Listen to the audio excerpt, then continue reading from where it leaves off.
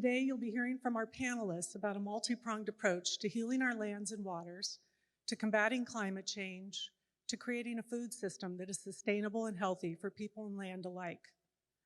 As I hold the image of the Mississippi watershed in my mind, I see a living, breathing organism that we sometimes refer to as Mother Earth. Mother Earth, with wetlands and prairies that function as filtration systems, much like our kidneys. Vast tracts of forests that are often referred to as the lungs of the earth and effectively cleanse the air of excess carbon. And the water itself, which between our tributaries, lakes, and oceans adds up to 71% of the Earth's surface, not too far off from the 65% water volume of a young adult. 30 years ago, I circumnavigated the globe with a PBS film crew telling the story of climate change. Race to Save the Planet was the name of the series. We reported on the hole in the ozone layer over Australia and Antarctica, rising sea levels in the low-lying country of Holland, the wobble in the Earth's orbit that can precipitate natural swings in the climate. But it was the computer models that predicted man-made changes back then that we are now seeing play out on our fragile Earth in extremis. An increase in precipitation and ferocity of storms, droughts, fires, wild swings in temperature, melting ice, and sea level rise. But not enough change has happened. Today, I feel encouraged by all the efforts playing out on the land, which our assembled panel will soon talk about. Personally, as I contemplate the many buzzwords of today, sustainability, resilience, unintended consequences, the one that bubbles to the top for me is transparency. We need to understand the true cost of our actions on the land and water when we do not steward the land and water. What we need going forward is a revised definition of capitalism, one that includes the common good front and center in the marketplace and in every decision we make going forward. Now I'd like to introduce the panelists. Is Peggy Ladner here today? Is Peggy here with the Nature Conservancy? Okay, so Peggy's not here, but the Nature Conservancy has a lot to offer, and I will do my best to talk a little bit about that. Our next panelist is Beth Dooley, and if Peggy shows up, I'll introduce her then. Beth Dooley is a James Beard award-winning author who's been covering local food and sustainable farming for over 35 years. She writes weekly for the Taste section of the Minneapolis-St. Paul Star-Tribune, appears regularly on KARE 11 TV and Minnesota Public Radio's Appetites with Tom Cran. She is currently the endowed chair for the Minnesota Institute for Sustainable Agriculture and is working on her next book, tentatively titled The Perennial Kitchen, which is focused on regenerative agriculture. Julie, yes, there we go. Many of you already may know Beth from the radio and television and newspaper. Julie Ristau is executive director of the Main Street Project Farm in Northfield, Minnesota, which serves as a regional hub for beginning and established farmers to make the transition from monocropping to sustainable farming practices that protect land and water. I need the phone. My phone needs to fit in my face. Okay, good. I need it. Yeah, if you could grab it. Okay. Next is Kristian Theisz, who is Director of Community Support Services at the Mille Band of Ojibwe. He works across many fields from social advocacy to emergency community needs, including concerns surrounding food insecurity and access to healthy options. While tribal communities have experienced significant historic dependence on federal rationing, the Mille Band of Ojibwe continues to work towards food sovereignty and security. Thank you.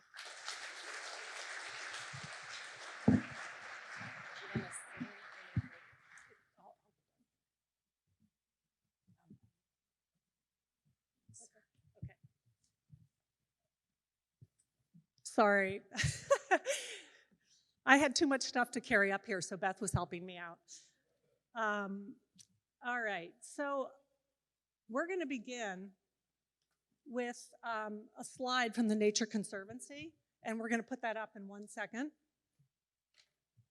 Okay, I was going to ask Peggy about the Nature Conservancy's approach to the problem of climate change. And thank you, Beth, that's great. Thank you. So I think that if I can try to summarize a little bit of what they're talking about, this is a map of Minnesota, and you can see in the inset, this is showing the watershed at the upper Mississippi River. And the Nature Conservancy is very interested in protecting this area, and you can see how significant it is, how big it is. This region is 13.3 million acres, and they are prioritizing 200,000 acres of this region that they want to both protect and restore so that we, maintain clean drinking water for the 1.2 million people, I think, that drink from the Mississippi River, that we preserve this iconic recreation area. And Minnesota is, of course, famous for this, and it's something that we want to protect. They have already, actually, this really shocked me when I learned this. Minnesota currently is undergoing the second fastest rate of deforestation in our country, and it's largely right up there. So, I said, there sure is urgency, but are we now in a race to buy up this land before other people, buy it and, deforest it and so forth? Peggy could answer that, but I think that brings real urgency to this region. And if the Nature Conservancy has had tremendous success with the Glacial Ridge Project, which they did some time ago. It's in the Crookston area, and it occurred over a decade. They isolated this region. I think it was 24,000 acres were purchased. At that time, 3,000 was native prairie. They're expecting over time to have 8,000 acres of wetlands and 20,000 acres of tallgrass prairie restored. Now, it's really important to know that in America, we lost 85% of our wetlands, and we lost 99% of our prairies as we moved across the plains. And what we're trying to do now is bring back nature's natural buffers. So the Glacial Ridge Project, I think, is so helpful. And the Nature Conservancy put monitoring wells in these areas, and they filled out 100+ ditches. So they're actually seeing positive results right away by just simply allowing nature to do its work. And that's been a very positive step. So I think that's what Peggy was going to talk about. So Beth, as you conduct research for your current book, Perennial Kitchen, what efforts and changes on the land get you most excited? You know what I really love is this beautiful food that our sustainable farmers are beginning to plant or have been planting for a while. The University of Minnesota's Forever Green initiative is working on several perennial crops and cover crops. And they're all very exciting, but the two that I've been working with most recently are a grain called kernza, which you may have heard about. It's a intermediate wheatgrass, which is a perennial. It'll come back every year. It has tremendous potential as a grain that can be milled like wheat, and it also is a forage crop for animals, for cattle and other animals. The other one is camelina, which is a beautiful oil. It's native to Northern Europe, and it is not only delicious, but it has terrific health benefits. And that, too, is a perennial, and it has beautiful flowers. It's a wonderful pollinator. All of these crops are wonderful pollinating crops. We're looking at berries and a number of the different flax and many of the forage crops. Woody agriculture is going to be really important. And I think what's most exciting to me is seeing a lot of the farmers who have been using industrial practices begin to transition with these crops, because the premise is that we cannot expect people to change how they do things overnight if that's how they've made money. And I think what's so important is to recognize that there is economic potential, that these are crops that both provide ecological services, but also provide an economic income for the farmers who are beginning to plant them. And I think we need to give a shout out to the University of Minnesota, to the Minnesota Institute for Sustainable Agriculture. Helene Murray is here representing them today, and to Forever Green and the work of Don Wise. And Jacob Youngers, for instance, is another professor who is planting Kernza around municipal wellheads, because we all know how expensive it is to keep expanding our water treatment facilities. With Kernza, which is a crop that has very, very deep roots, we have an opportunity to capture that water before it goes into the Mississippi and to help remediate a lot of the problems it's causing while producing food. So there are a lot of solutions out there, and that's what I want to focus on, are the solutions. And about the Kernzas, the wellheads, is Hastings just put in a nitrate plant not long ago for $3 million plus. Right. And one of the U professors there, the woman heading Land and Water, Yes. just pointed out that's like a single purpose, structure, Right. simply to remove this nitrate. When you do Kernza, and this is the idea that we want going forward, you're having multiple benefits. You're not just reducing the nitrate, but you're helping absorb the water, reduce flooding, and so on. Exactly. And you're growing a crop that can be used as food, that provides an income for our farmers. And of course, we know that our rural communities are really suffering. We need to repopulate our rural communities if we're going to continue to grow food. And let's show a pretty picture, Beth, Yeah. of the food. Yeah. That's a Kernza salad. And I also want to give a shout out to Birchwood Cafe, who is providing us with Kernza bars. They're amazing at lunchtime. So.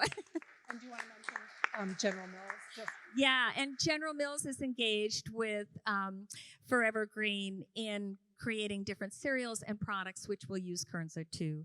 So keep an eye peeled. We're going to have more of this coming into our grocery stores, I hope, very soon. And the bread. Yeah, and the bread.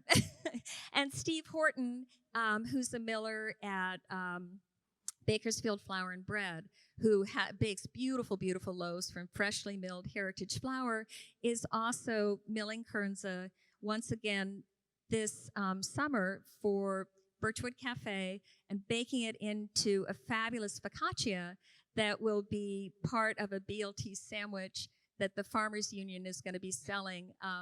So when you go to the State Fair, go to the Farmers Union and try that BLT. That sounds good. Unbelievable. It's so good. Yeah. I mean, this is the fun part of all this. The food's delicious. So. Yeah. So Julie's with the Main Street Project. We want to first show you a clip, and then we'll talk to Julie. So here we go.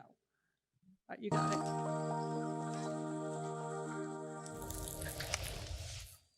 What if I told you that the path to healing our food and agriculture system is a path walked on by chickens? Chickens are remarkably versatile. They go with everything: grains, nuts, berries, veggies, even other animals. It's not just their meat and eggs that make poultry a great product. It's the numerous ways they contribute to the farm ecosystem. Chickens provide an affordable entry point for long-term economic investment and help transform that investment into a wide array of marketable products. We chose them because of their social and environmental benefits and because they contribute to a vibrant farm economy. We raise our chickens in well-managed paddocks and rotationally graze them under a perennial canopy, which provides protection for our flocks, regenerates soil, eliminates erosion problems, and increases production by incorporating annual rotations like corn and sunflowers. At Main Street Project, we believe in the possibility to restore our land and relationship with plants and animals. We value the power of small farmers, and our system supports the reemergence of small family farms. So, Julie, tell us a little bit about what motivated you to get involved with the Main Street Project. Is this on? Great. Well, for one thing, I didn't grow up raising chickens, so I'm just going to say that. I come from a small, diversified family farm near the Iowa border and was a hog breeder for many years. I'm very, very concerned about our rural communities writ large, and the reason we called this the Main Street Project, which was named about 10 years ago, was really to tie back the knowledge that we know we need strong agriculture that is serving everyone and the land and people. So that's how we get strong Main Streets. So 10 years ago it was that. This model was really created. It was an indigenous-based model by the community and a number of people that are working together. And over time, it's emerged as a really replicable, strong model. So we tried to show this in a little clip. It's people, poultry, perennials together. So the perennial kitchen. Yeah. In terms of the motivation, there is a motivation here that was very strong. About 5 or 6 years ago, there was a series of articles in the paper that really disturbed me, talking about how many of our rivers and waterways are non-restorable in southern Minnesota. They were just beyond repair. Having grown up in the Minnesota River Valley, I just looked at that word, non-restorable, and I thought, you got to be kidding. We know how to restore all this. You know, where's the political will? Where's the incentives to do it? How do farmers make that transition? How do we actually shift our paradigm towards that? That's the work. So I felt Main Street Project was really on the ground, working towards that, trying to be a real demonstration project, and that's why I wanted to put my muscle behind it. Julie, I want to ask you about a term you used with me that I've now heard somebody at the U use, and I want to know where it comes from and explain it to everybody, the triple bottom line. Yes, the triple bottom line is, I think, coined as a business term, ecological, economic, and social impact. All of those things are important when you're looking at a bottom line. This work that we're doing is really an authentic expression of that. We start with our social first, because we feel like that's often what gets left behind. So Main Street Project has a very strong equity lens. We work first with the farmers that are most disadvantaged and make sure that this model is profitable and works for everyone. It also has an ecological benefit. Obviously, we're working with perennials, so perennials are there to help restore the soil and the water. And on the economic front, we're really talking about keeping our wealth in our communities. We're trying to push back on the extractive economy, our commodification. So this is really about local economy, strong food security, and getting reconnected and reimagining our landscapes the way they can be. So that's how we talk about it. We've recently acquired a farm near Northfield. That's really a demonstration of this, and we had a rare opportunity to work with an investor that connected to the nonprofit, and we're working with also a conventional family farm that wanted to see this paradigm shift on their land.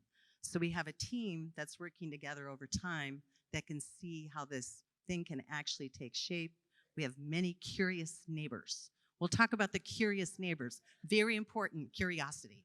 And just lastly, Julie, just briefly, could you talk about the access points? So how many acres for what you're doing versus monoculture? Minimally. Minimally. Well, the actual model, the poultry perennial model, sits on a 1.5 acre paddock, which is a protected area. You saw the canopy. We used hazelnuts and elderberries in our paddocks, along with annuals, such as sunflowers. But the whole idea is to restore a canopy feel for the birds, because that is their native habitat. They like to be protected. So 1.5 acres is the first, sort of measure. We encourage farmers right now to be able to enter farming for as little as 10 acres, because we know if they're stacking functions, meaning they actually have things, perennials that they can sell, vegetables that they can maybe do a CSA on, poultry coop that they can earn. If, ours are about 1,500 birds, so you're looking at about a $3,000 profit with each flock. So it's an example of, a different kind of farming, certainly more labor intensive, certainly more connected to the land. And the other thing is it requires a paradigm shift around more of a shared economy where you're sharing as neighbors things. Yeah, very good. And the monoculture that you had mentioned to me was about 5. Welcome, Peggy. All right, we'll be right back with, just to finish with Julie, it was about 500 acres for monoculture. Mm-hmm. But now we'll talk with Kristian, and if you could talk to us about the Reimagine project and how it's sort of been a positive catalyst for change.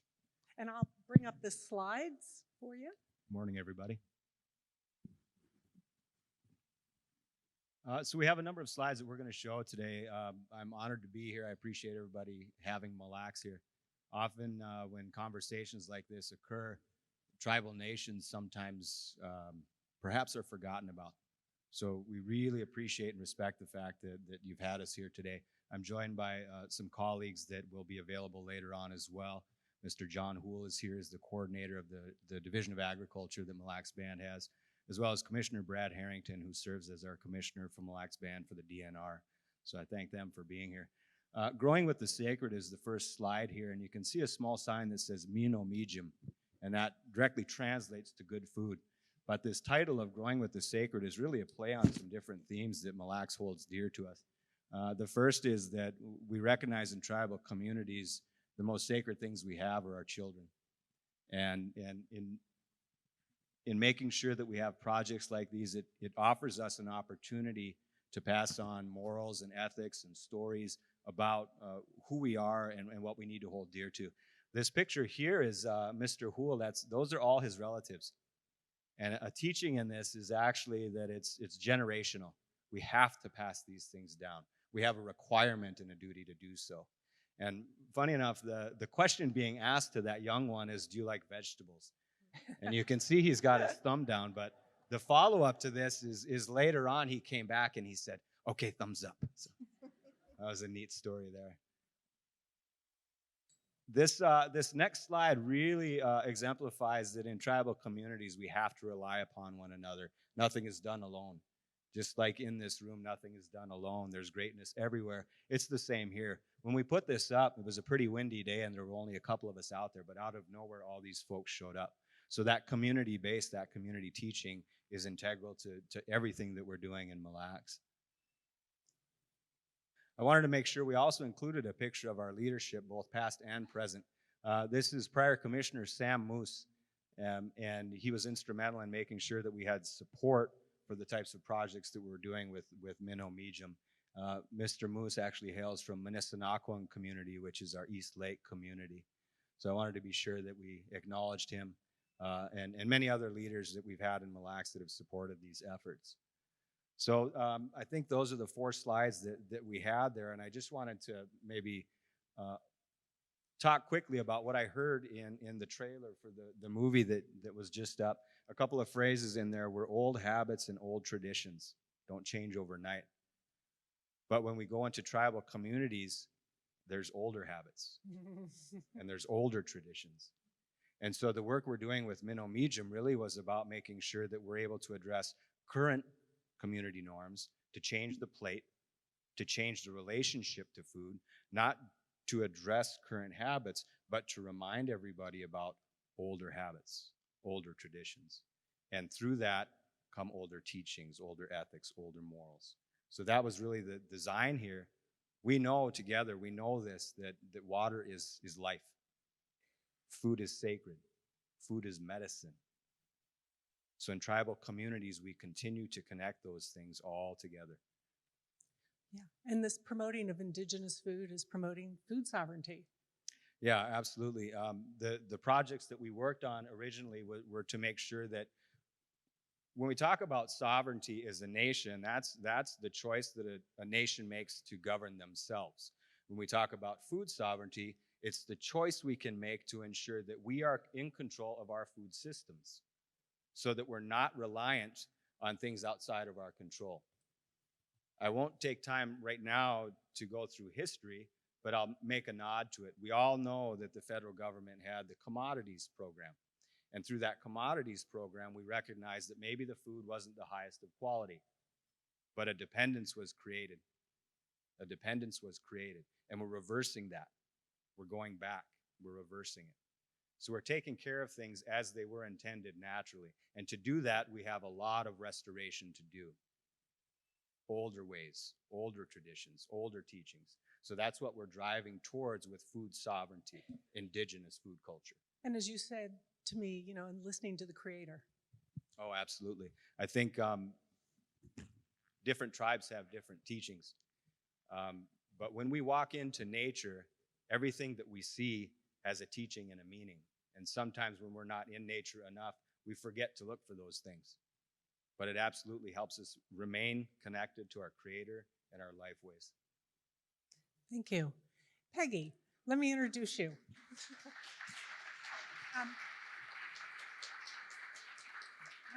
I just want to let everybody know, Peggy is with the Nature Conservancy, and she is state director for Minnesota, North Dakota, and South Dakota, the only 3-state chapter in the Nature Conservancy.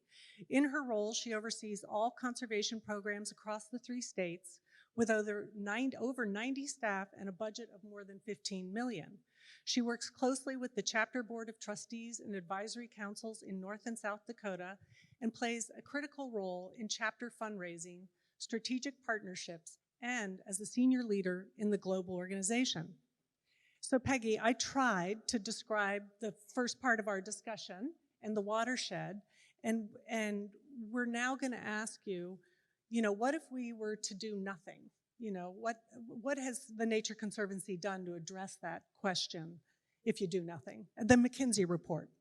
Yeah, absolutely. So as I think Larkin covered, we're here on the Mississippi. The Mississippi is iconic. It has been one of the economic engines for this state, not to mention the fact that millions of people get their drinking water from this important river.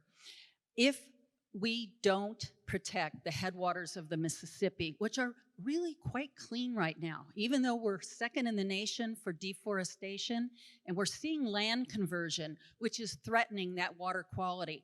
We have an opportunity right now to protect and restore some of those lands, targeting that work. We partnered with McKinsey and Company and did an economic study that shows that we can avoid what happened in the Minnesota River. The Minnesota River will take over $2 billion to clean up. Right now, the economic return, the return on investment of keeping our healthy waters healthy in the northern part of the state, particularly the iconic northern part of the watershed of the Mississippi River, there will be $130 million of direct benefits. What are we talking about? We're talking about natural flood control. We're talking about avoiding additional treatment costs for our drinking water. We're talking about people who have their homes, their communities, and sometimes second homes, cabins, and recreational opportunities. Property values, instead of going down, will stay in good shape. So it's all of these benefits, not only to the state economy, to our way of life in Minnesota, but the benefits we get in terms of keeping those natural lands, which sequesters carbon and mitigates climate change, are all benefits of doing that. And you're really leveraging public-private partnership, right? So that, if right now it's like $500 million, if we wait and we don't do anything, $3 to $8 billion, right? Easily.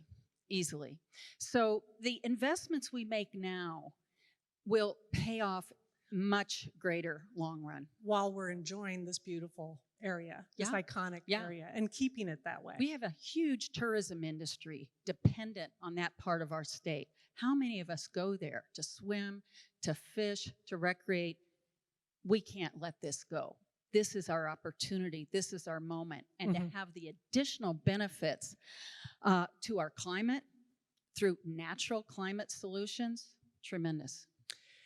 So now, thank you. I'd like to turn this back to Beth and the importance of spreading the word to the consumers and just to educating them about what's happening on the land and why food's so important to understand from your perspective. Well, as Kristian said, food is medicine.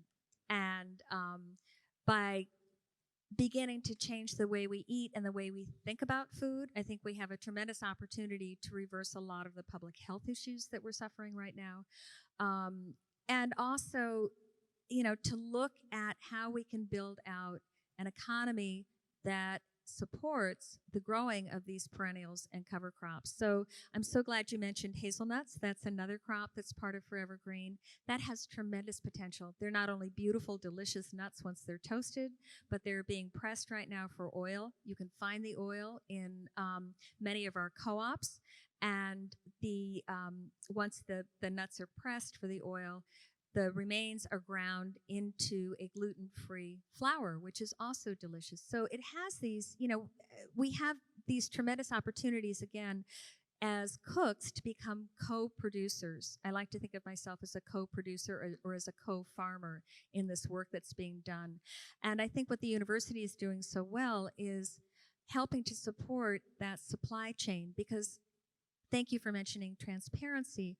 I didn't realize until I began to really study our food systems that probably the biggest challenge right now is trying to figure out how to create ag in the middle, how to, do what Julie's doing and do what Nature Conservancy is doing so that we can bring people back to these rural communities.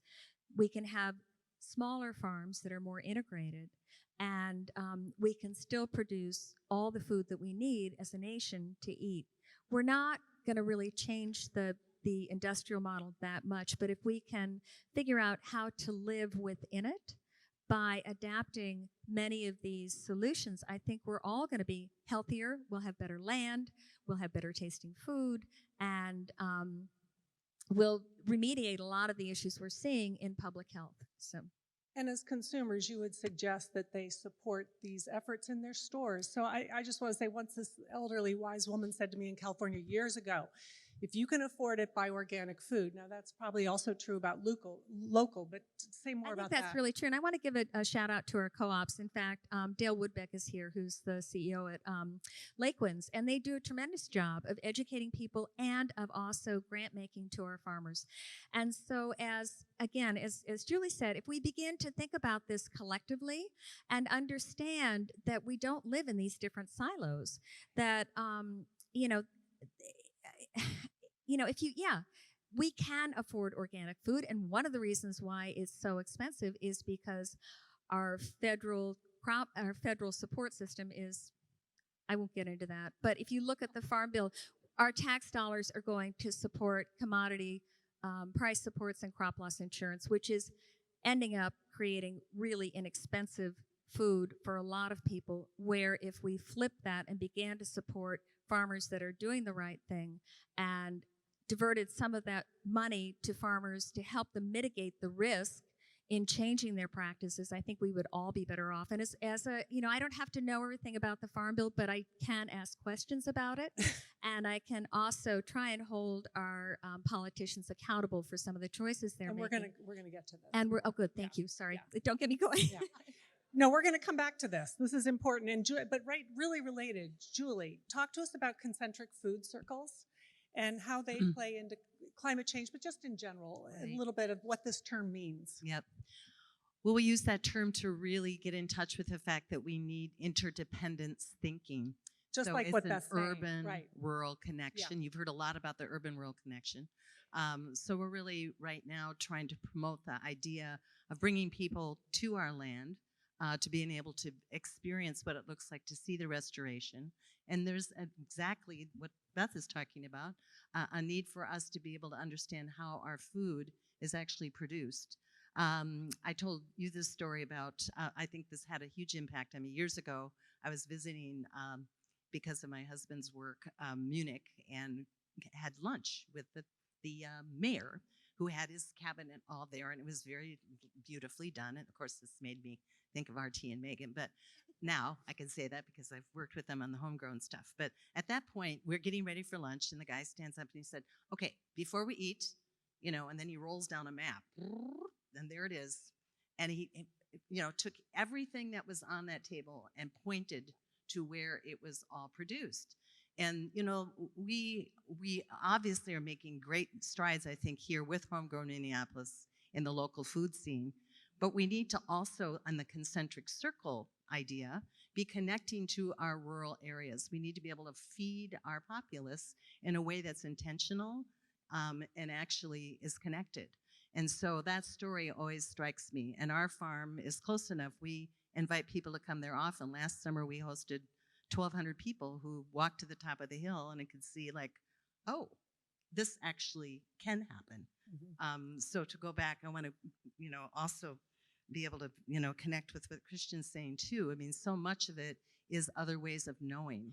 and of being able to listen and observe. So And we- that's resilience too, that's right? resilience. And so, you know, a lot of what we're doing out there is just to listen to the land, let the land lead. Mhm. The water is correcting itself, but it takes time. But also being adaptable, right, Julie? Because in climate change, we're already seeing this. A lot of our excellent land is now called marginal just because of the crazy weather. So, you know, these are different times. Yes, and you know, our land is definitely considered marginal. And to the point of your film, the wonderful clip, I mean, a lot of that is occurring. This marginal land has been tiled, meaning the water moves quickly under the surface, and those nitrates move right into, you know, the streams. Mhm. Our farm sits right on an important creek in the Cannon River Valley. So this is part of what we're trying to monitor is how quickly can we clean the water. And part of it is to slow the water down and let it sink and spread and absorb rather than, you know, funnel the water off the land. You know, Right. it's an amazing resource. So it's Yep. a little bit of reversal in thinking. I'm sure So you're thinking a lot about this. I wanted to go to Kristian about what I mean, we're switching gears a little bit, but the downside of having your traditions suppressed. So I think a discussion about the original ways of doing things allowed people to contribute to society and their communities in a meaningful way. When those things are disrupted, a void is created. And so folks are left with a need to fill that void. And there may be some negative things that fill into that void. So traditional tribal communities right now face some pretty significant health disparities. When we look at diabetes, when we look at obesity, when we look at heart disease, we know that all those things connect to the food sources. We know that. We look at what opioids are doing in tribal communities. Mille has an idea about how to get those things corrected by way of using culture, by way of using food sovereignty, by way of going to those older habits, older traditions. So I'm thankful that Commissioner Harrington and John are here today because I think we'll get an opportunity to speak about that in a little bit. I also want to mention one other thing that a number of years ago, R.T. Ryback spent a quick moment with the Little Earth of United Tribes. For those of you that are familiar, that's a housing development nearby. And he spoke to a group of people, but there were children and elders in there, and it was actually about the community gardens that they were growing. And he brought up a phrase, if I remember it correctly, he talked about leverage for change. Leverage for change. We use culture as a leverage for change. We use food as medicine as a leverage for change. So that's a real important thing that we're doing for Mille. So I've always remembered that from Mr. Ryback as well. And you had said to me this opioid crisis was in your mind, and it's somewhat understandable, linked to the suffering of the cultural identity, right? And now you've told me that you have just recently, although this has been in the works for a long time, set up a permanent division of agriculture. Sure. I think even before contact, tribes have always maintained a relationship to the land, and I think the phrase was stewardship. But most recently, Mille has made a dedicated effort to ensure that a division of agriculture is created to ensure that they can put resources, efforts, time, social capital into this very issue. So Peggy, now I'd like to turn to you and the group, but begin with you about the action steps that you might recommend for people, individuals, organizations, and tell us maybe a little bit about what you're doing already. Sure. I think it's important to recognize that what we do individually does matter. And I guess I would start by saying that for those of you who are particularly interested in protecting and restoring the headwaters of the Mississippi, I'd encourage you to join us in a couple of ways. One way is certainly to contribute, because private philanthropy to protecting that river will essentially prime the pump for public dollars that are going to be hundreds of millions needed. Again, as Larkin noted, that is a great return on investment. But in addition, we're really organizing people to make them more aware and ask them to advocate to their elected officials on behalf of the river. and we're calling it Our Mississippi, Our Future. We have staff who will sign you up so that you can receive the action updates and be able to engage as you wish to advocate on behalf of the river. Second thing I would suggest is anybody who has any kind of property up north or in the metro, plant a tree. Trees are incredible carbon machines. And so if you keep your shoreline, if you have a lake cabin natural, if you plant one or more trees, that helps. Thirdly, I would say get active politically. Right now in front of Congress is H.R. 763. It's a Climate Innovation Act. It's a bipartisan bill. Write to your member of Congress. Tell him or her that you support climate action. Beth, how about you? You've talked to me about macro and micro ways to get involved. Yeah, I mean, the first thing is cook. Because once you start cooking, you engage with your food, you begin thinking about it, you become curious, you want to know where it comes from, you want to know the stories behind it. The second thing would be grow some food, plant some herbs, grow some tomatoes. I mean, it's pretty easy to do. The third thing would be get involved. I want to give a shout out to Megan O'Hara and to RT and to Julie for founding the Minneapolis Food Policy Council. We convene once a month, and it's a combined group of city officials and community members that are working to bring more local food into the city of Minneapolis. And we're working on access issues and regulations and all kinds of things that will help us become a healthier city and a cleaner city as well. And then thirdly, become a little conversant in food policy. And again, I don't have to know everything about the Farm Bill, but I can ask politicians questions. And now is a really good time because we're going to see a stream of presidential candidates coming through, and it's a good time to begin asking questions about federal policy that supports the growing of really bad food. So that's what I would say. It's great. And Julie, Julie said something to me I hadn't heard in my research and work about neighbors. Oh, neighbors. Well, I think I used the curiosity word, but also I think it was courageous. I was going to say the biggest, that's the word I said. And why courage? I mean, so I mentioned the curiosity and, you know, sort of what's going on around the farm that we're working with. It's open to people and they can come and see.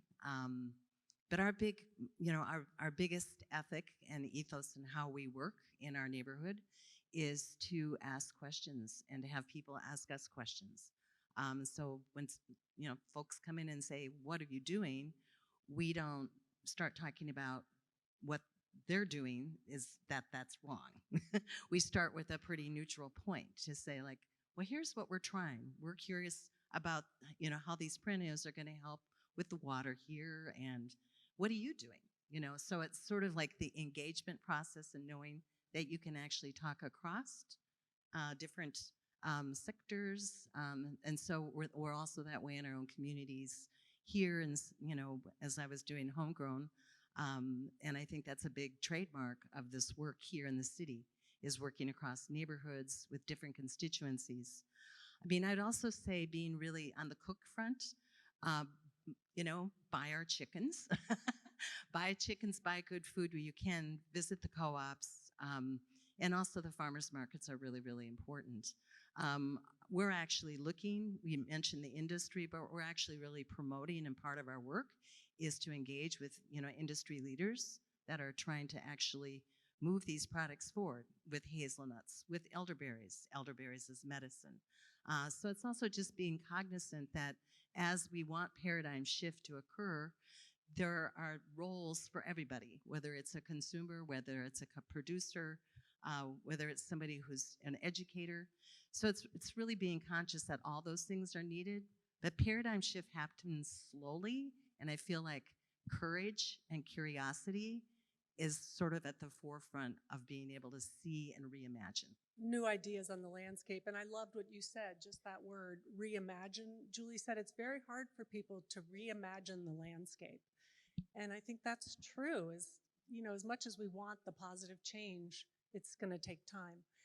Kristian, I wanted to ask you about action steps or? Sure. I think we've heard a lot about being good neighbors. And from a tribal perspective, I think it's important that when we have an opportunity, let's remember that tribes are neighbors. We are neighbors. To the north is Mille, and we're prepared to have dialogue. We're prepared to partner. We need that. Also, I think we talk about paradigm shift in many areas. I would ask that you remember we need help to defend the paradigm of tribes. The tribes have a paradigm. The tribes have that older paradigm that's critically important to defend. And in doing so, we defend the sacred. RT asked me to ask each of you, where would you put $1,000 right now? Who would like to start? Go ahead. Yeah. You know what I'm going to say. If you want to get great leverage for your dollars, I'd contribute $1,000 to the Our Water campaign, and we will leverage that tremendously. Terrific. I'm going to turn that question over to the table that we have later and let our commissioner address that one. But on top of that, I would say this morning, my daughter sent $7 down here to donate. So that's it's 1,007. great. I think. That's amazing. Fabulous. Yeah. I would say $1,000 could come a long way in helping us put in a well right now on the farm, something very specific. We're constantly looking for different pots of money and kinds of support for this work that we're doing. A chicken coop, for example, costs about $25,000, $30,000. We're building several of them this summer.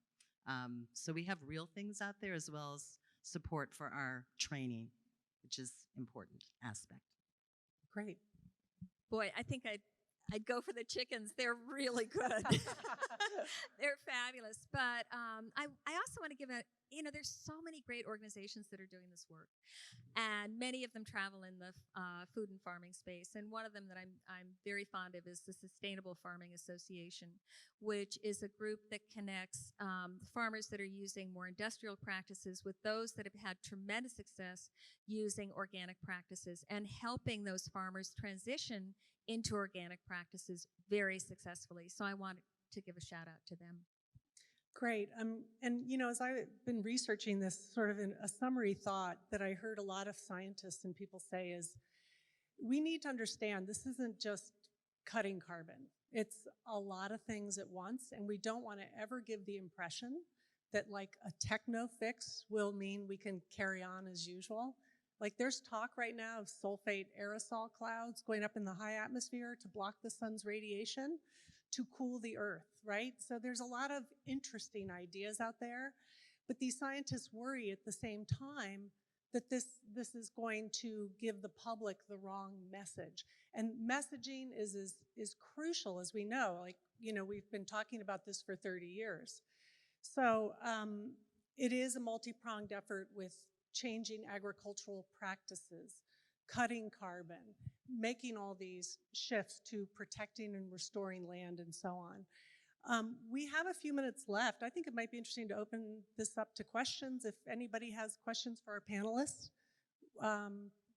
please ask. Thank you. This is a question for Peggy.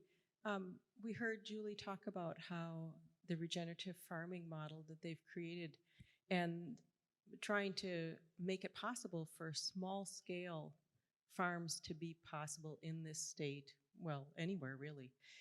I'm wondering if perhaps you might look at contributing from your fund to helping them with that model so that people living in Minnesota can return to rural spaces and be able to use that model to earn an income. Because ultimately, it seems to me that we have to have our food sourced here to get it to the table where it's going to be cooked by Beth and lots of other wonderful chefs. If we're going to keep that, avoid the problems that we have with our industrial system where food's coming from so far away. But here we have a model. What if the Conservancy actually contributed to that? That's an interesting idea. I think the reality is that the agriculture is varied. the kinds of models that are talked about here are tremendously helpful in terms of reducing energy, living more sustainably on the land. The Conservancy partners with a lot of, from very large agribusiness to much smaller farmers. So partnering and thinking about where we could invest to help sustainable ag, I'm very open to. So we ought to have that conversation and think about whether those investments can be made through the Headwaters Fund or in some other way. But agriculture, as Larkin noted, lives large on the land, and to the extent that we can reduce its impact on climate change and a whole variety of things, we're all in. And this How is we do that, I need to figure out. right, Yeah. and this is a point well taken, because it was actually your materials that taught me that agriculture and ground cover actually has a higher percentage of sequestering carbon than the forest. It's a little bit higher, right? Yes, well, and one of the things that is very big in places like Europe and not so much here is what's called alley cropping, where, you know, trees are planted in between the rows of crops. So there are many, many opportunities, and we need to demonstrate good farming practices, as these folks are. Great. Well, thank you all, panelists, and thanks everyone here.